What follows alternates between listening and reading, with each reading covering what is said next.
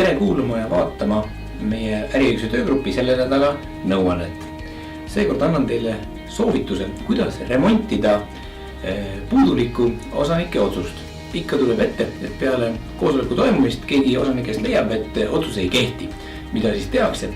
Kutsutakse kokku uus koosolek ja tihti otsustatakse jälle, et nüüd me kinnitame selle eelmise otsuse üle ja siis see otsus kehtib.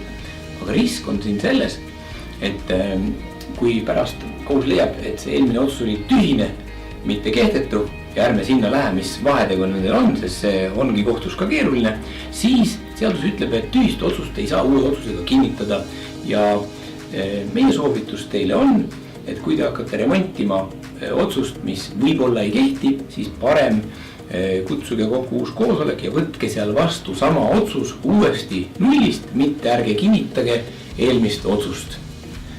Kuulake meid jälle järgmisel neljapäeval.